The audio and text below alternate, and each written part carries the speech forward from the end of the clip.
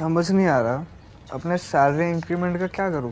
बेटा इतना क्या सोच रहा है, अपने म्यूचुअल फंड्स के एसआईपी का टॉप अप करा ले। This is the right time. क्या समझ में नहीं आया। बेटा इतना क्या सोच रहा है, अपने म्यूचुअल फंड्स का एसआईपी टॉपअप करा ले।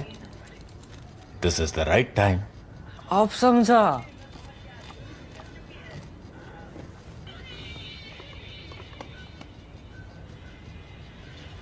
Mutual fund investments are subject to market risks. Read all scheme-related documents carefully.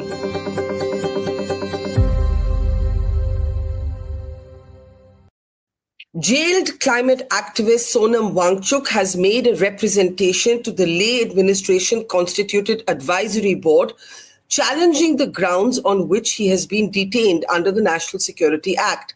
Simultaneously, his wife, Gitanjali Angmo, has also petitioned the Supreme Court.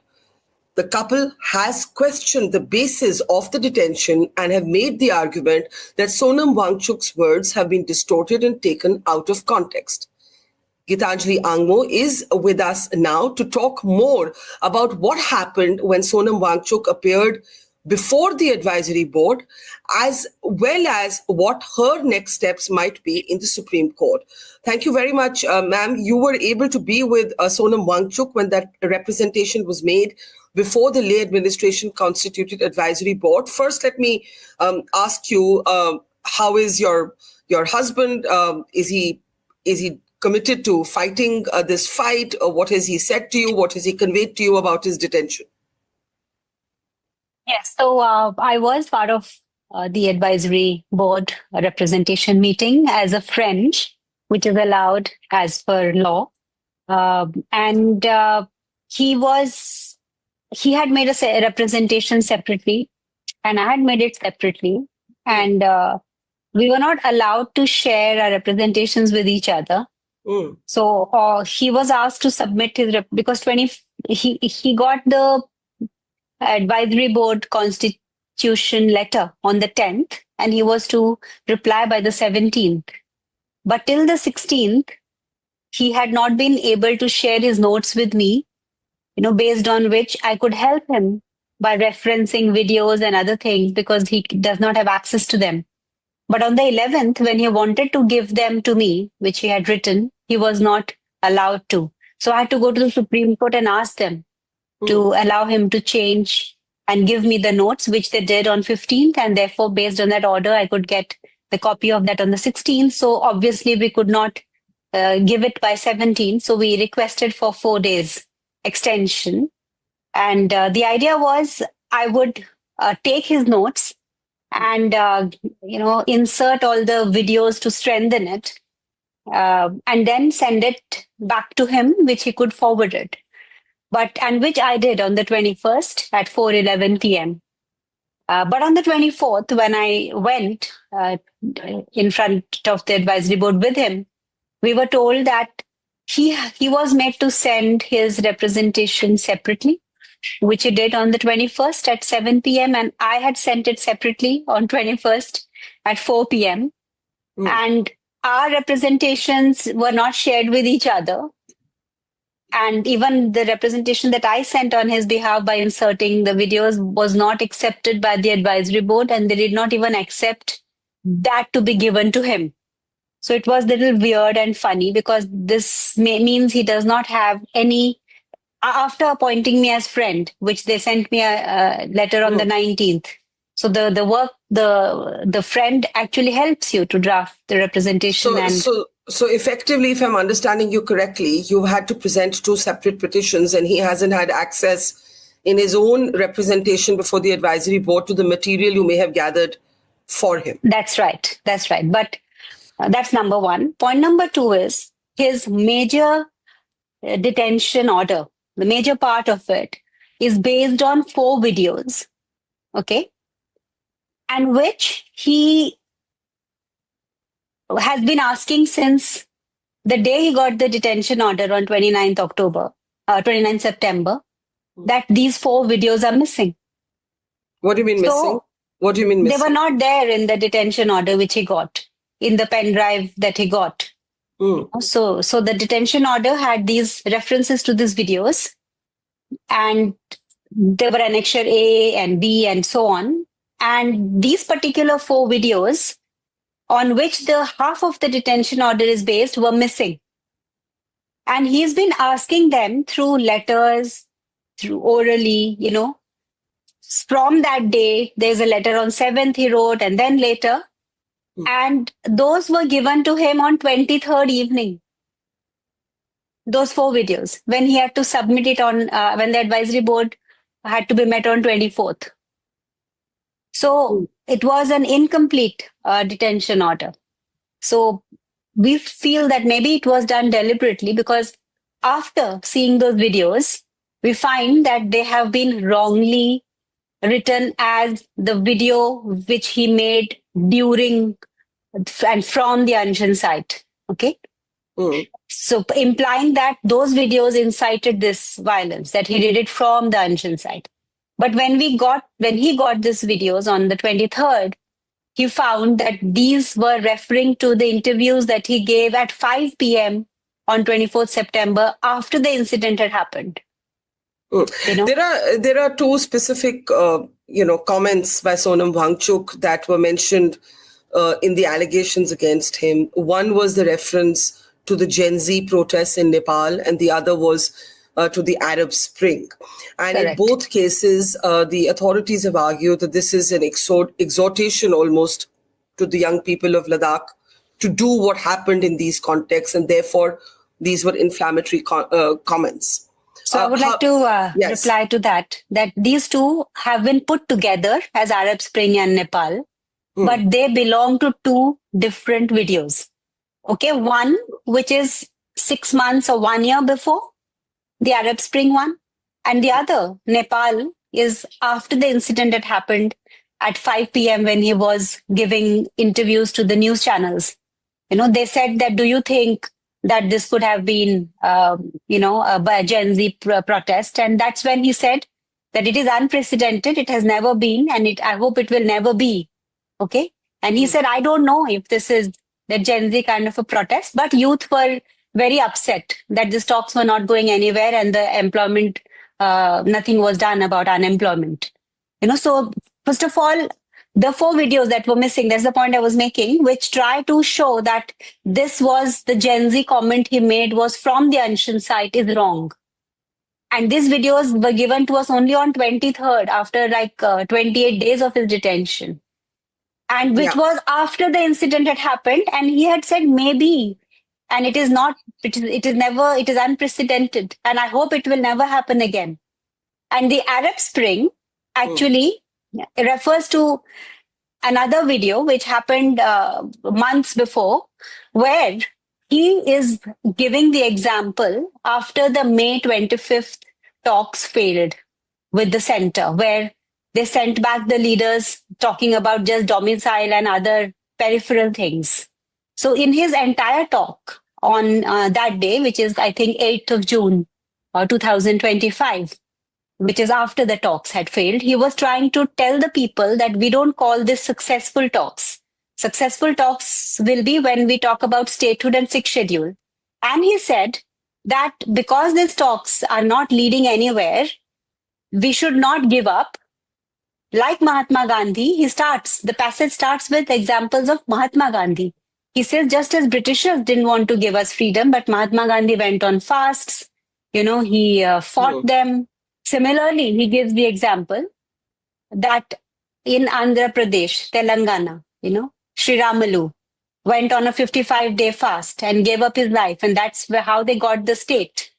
In that flow, he's also mentioning that, and forget a big leader or an educated intellectual, even a simple vegetable seller, Bouazizi, he could start a revolution, who was a simple vegetable seller.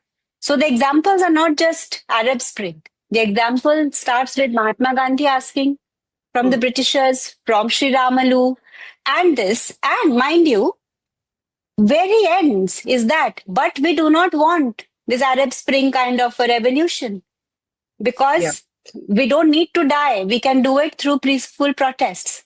So that part has been taken away from their orders of detention. And Sonam Wangchuk pointed out in the advisory board that all his speeches have been mangled. It is not properly translated. So parts of it are translated and parts of it are paraphrased by somebody by putting words into his mouth, saying that, and he further stated that. And that is something the person put words into his mouth. So I've understood that you're saying that the Arab Spring reference has been presented in an incomplete way. And on the reference to the Gen Z Nepal protests, are you saying that the first time that reference is made is after the protests have already turned violent? Yes, at 5 p.m. The video that they finally gave refers to his press conference, some media channel interview, which was at 5 p.m. that day. And he didn't make any such reference before that in interviews? Never. I spoke to Sonam. And this is something to be pointed out, because the detention order says his speech from the Anshan ground. No, I've understood it wasn't from the Anshan ground, but are you saying that he never, before the protest in Thailand, made a reference to the Gen Z protests of Nepal? Never. In fact, he has been telling the youth that we have to do it in the peaceful way. And he has in his video said that the youth are getting upset with him, saying that this government is not going to listen to your Gandhian ways and we are fed up with this Gandhian ways of protest. So at 5 p.m. when he makes the reference to Gen Z protests in Nepal, what is the situation at that time when he makes those? So that is when everything is over. He has called off the fast and he went to the Anshan site where he, while we can hear the gunshots, within wherever he was speaking from. So he calls off the Anshan. He says if this is leading to, this unrest and violence, then we stop it. So, and he calls off the Anshan and then he goes to his village where then the media calls him. And at 5 p.m. there is a long interview they have. And in that interview, they ask him this question that, do you think this youth has this Gen Z, kind of revolution? Then he says, I don't know. It's there in his translation. So you are saying that the first time, this is your argument, that the first time he makes a reference to Gen Z protests of Nepal is after he has already called his agitation off because the protests have turned violent. Correct. Okay. Now, when just before Sonam Wangchuk was arrested, I did manage to have a small interview with him. And he said that he made 2 points. He said, one, the youth were no longer showing confidence in his nonviolent ways. And secondly, he said he felt morally responsible for the protests turning violent because he was the most prominent face. He was the leader, as it were, of the agitation. Is that something you concede today, that even as you fight and challenge the National Security Act being the grounds for detention, something went terribly wrong in that agitation? Do you feel that he is correct to take moral responsibility, which is a different responsibility from a legal responsibility? I think that is because of the gentleman that is. It's like if you're a good teacher and if your class doesn't perform well in the board exams, you would say that as a teacher, maybe I failed them and I should look into it or so on. But it does not mean that the teacher is taking the responsibility of, that the students didn't do well. So I haven't heard that interview of yours with him. Maybe I'll refer to that. Yeah. But he may have meant that he could have, through his speeches or through his talks, tried to convince the youth that Gandhian things will work, have patience. So that's what he meant. Now, the other allegation, of course, which you have addressed, but I'm sure it's going to come up in the proceedings, is the allegation of links to Pakistan, right? You have rubbished it before, but now you'll have comprehensively respond to this in your counter response in court. Actually, you will be amazed to know that the grounds of detention don't breathe a word about anything in Pakistan. So the way this whole thing has worked is that whatever they did not have grounds for, even remotely, they tried to create a smokescreen about it by just using their IT cells and trollers about, Pakistan and FCRA. And you are saying, because this is very important, and I don't think it's been said before, you are saying that this alleged link to Pakistan or to a Pakistan intelligence operative is not mentioned in the grounds for his detention. No, it is not. So It what is is not. what is the basis that has been conveyed to you are the grounds of detention that you are challenging?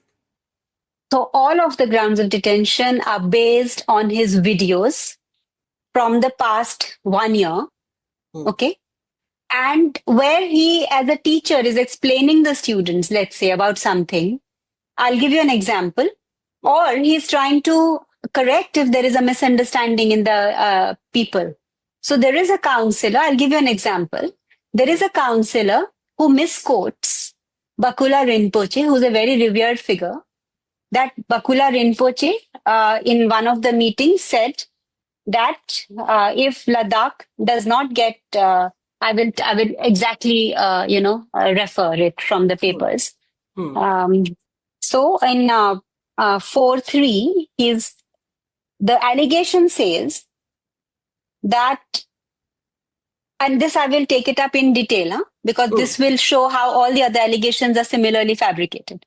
So it says, as shown in this link, YouTube of his YouTube channel dated 27/4/25, time 6:58 to 7:14, Shri Sonam Wangchuk stated that Bakula Rinpoche publicly protested against what he called Srinagar-dominated administration, demanded the right of self-determination for Ladakhis, which he called a nation. Okay? So from time slot 15:25, 15:44. So when we went through this YouTube channel, okay, now it shows that Sonam is quoting Bakula Rinpoche, okay, who is a very revered figure. And this Bakula Rinpoche, on whose name is the airport also has been named, is publicly protesting against Srinagar dominated and demanding the right of self-determination. So this is, very inflammatory. Okay. So when we went through the videos, so what had happened was there is a counselor who had in one of his speeches quoted Bakula Rinpoche as having said that if Ladakh does not get freedom, from Kashmir and is not directly under India, then he will go with Tibet. Okay. So instead of Tibet, this person said China in his speech. The counselor. The counselor. Quoting Bakula Rinpoche. Now, Sonam felt that this is very misleading because Bakula Rinpoche would have never said this. So he did research about it and he's clarifying it in the video that they have mentioned. And in his clarification, he's saying that in 1942 itself, Bakula Rinpoche had decided that Ladakh will be forming part of India.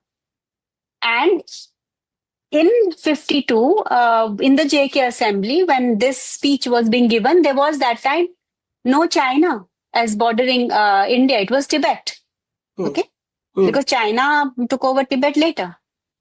And Sonam is clarifying that what Bakula Rinpoche is saying is, as per the United Nations, there are two kinds of determinations, self-determination, external and internal. And Bakula Rinpoche already had decided that Ladakh should go with India. So there is no question of external self-determination here. And the internal self-determination that he is wanting here is to have democratically, a constitution with a legislature and Ladakh as a separate cultural entity, not under Kashmir, but directly a part of Mother India. And all of this he's explaining in that video. You understand? So first of all, it is not Sonam talking about any Ladakh as a separate thing. He is correcting a counselor who is misquoting somebody. So you're saying the counselor is misquoting Bakula Rinpoche and Sonam is actually correcting him. That's what you're saying? Correcting, yes. And he has taken the reference that this appeared in Ladakh Review, where a certain Balraj Puri had written this article and where he had quoted Bakula Rinpoche as saying that Ladakh should be part of India and have its self-determination, and which the counselor has misquoted. Because even and the self-determination in this case is within the internal. Within the Indian Union. Within the Indian Union. Right? Exactly. Yeah. And so this is one allegation. The other allegation is where they have said in another that Sonam is talking about plebiscite for Kashmir. Okay. So I will tell you what exactly he said in that.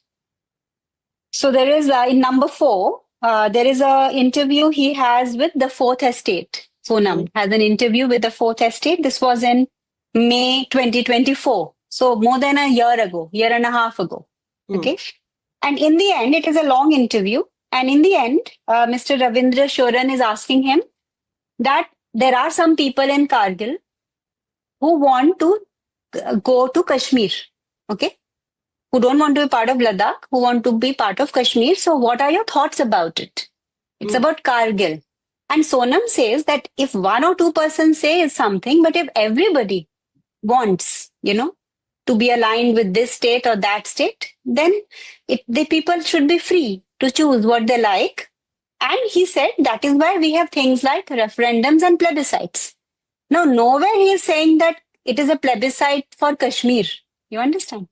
But here they are saying that Sonam Wangchuk, while promoting subversive thoughts, endangering the territorial integrity of India, stated that every region should be happy to go wherever they want and that there are referendums and plebiscites. Means this is the kind of mangled thing they have written. And after this thing, no, I should just end this. Then after this 13th May 2024, there was a fact check done, right from NDTV to which I have mentioned in my representation, that all these fact checks were done by various independent, news agencies and all, and they all denied that Sonam had referred to any kind of plebiscite for Kashmir. He had not even said plebiscite for Kargil.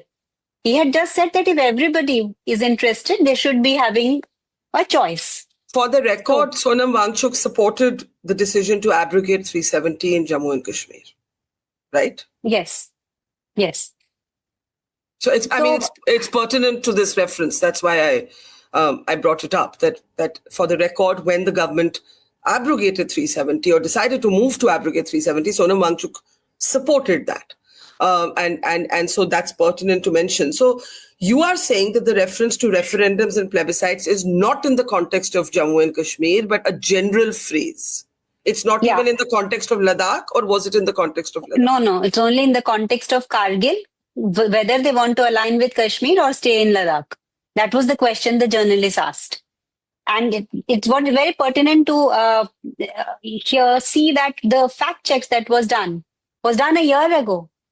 And this was something that, again, the trollers had. So what Sonam was telling the advisory board again and again, that it is very interesting that how the IT trollers' same words and phrases find place in this detention order, which has been rubbished. Could you share a little bit about, the situation inside Jodhpur Central Jail where Sonam Wangchuk is? You mentioned in the beginning that he doesn't have access to videos. Did I understand that correctly? Yes. So when he was given the detention order, since the detention order is completely based on 2 things. One is videos, which are stale videos, either a year before or after the incident has happened. Or they are based on stale FIRs. So I'll come to the FIRs in a bit. Now, when he got these videos, so when he had to make his representation, he needed to see what these videos are. So the point I made at the court the other day was that he was not being given a laptop completely that he could, sit and work on it. So whenever he asked for it, the person would come with it and sit with him, and he had to watch it and do it. So which was, and then they would take it away. So if he has a thought again and he wants to refer to it, so he has to ask for it again. So that was there is a lot of impediments in sharing of data or between me and him, or for him to get help from outside to make his representation. What did he convey to you about this legal process? Did he express thought, an opinion, a sentiment that you can share with us? Yes. So what he was telling the advisory board and what he also told me is that they have just tried to frame him by putting together these videos and his words out of context.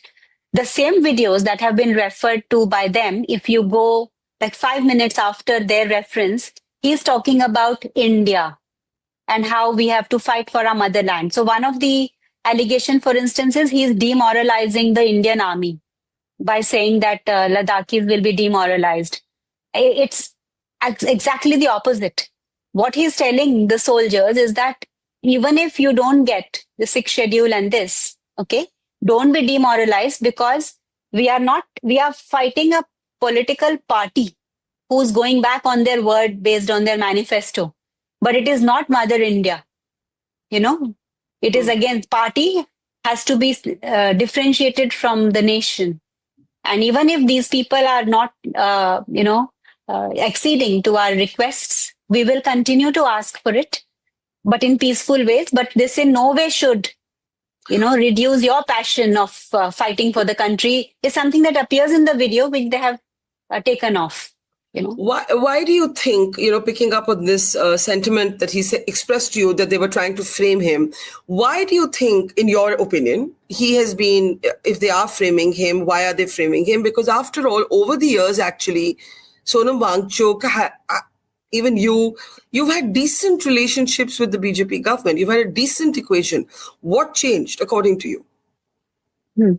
So if you see our past record, we have been very party agnostic, Like recently we've had erstwhile ministers from the Congress government visit us. We have ministers from AAP visit us.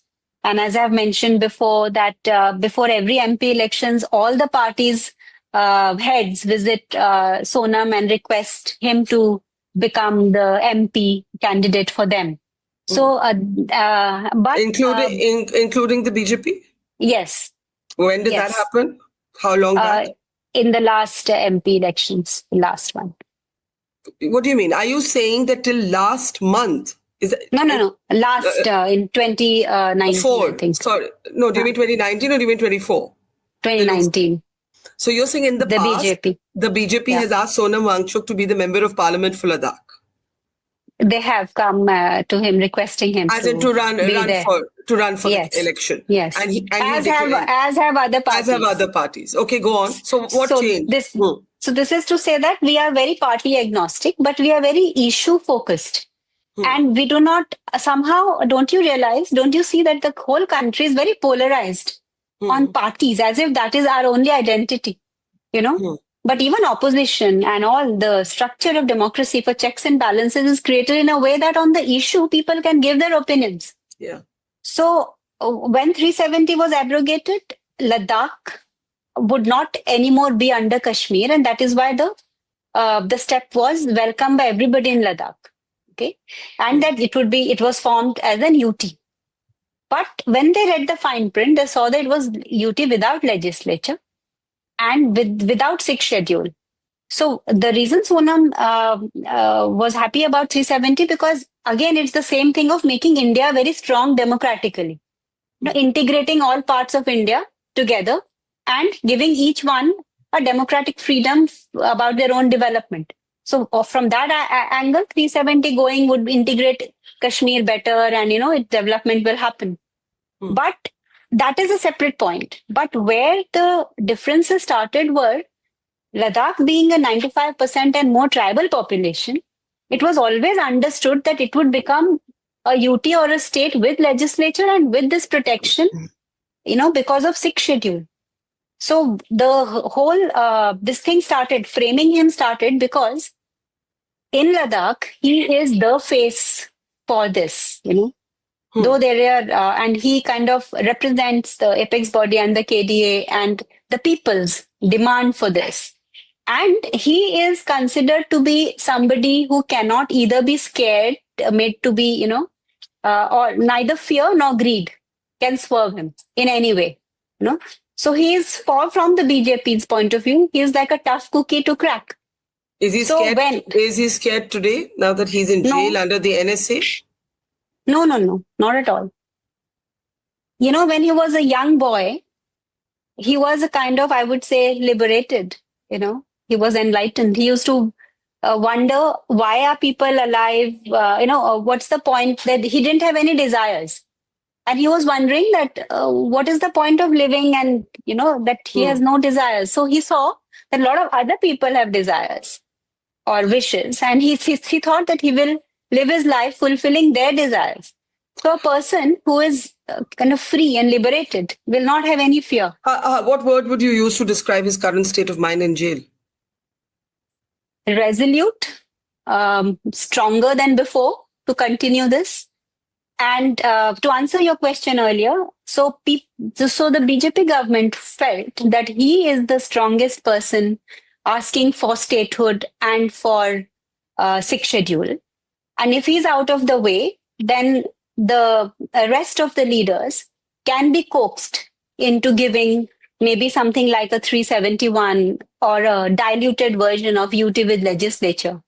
And, so with him around, they will not be able to do it. So that's why now they have put him behind the bars and they are resuming talks with the other leaders so that they can give a diluted version of the demands before they bring him out. So it was only for this that he has been put in jail. And that's why all these FIRs, which are stale, and out of the 5 FIRs that they have attached with the detention order, 4 do not even refer to him. They are about random people whom they have alleged are Sonam supporters. And the other 5th FIR that is for him, he was neither, arrested for that nor anything. And that refers to, again, incidents in 2024. So they are all stale FIRs.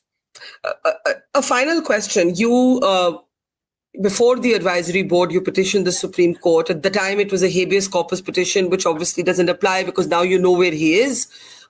You are back in the Supreme Court now. What are you going to be saying to the Supreme Court? So in habeas corpus, the first prayer was to release him. Okay, because it was illegal detention.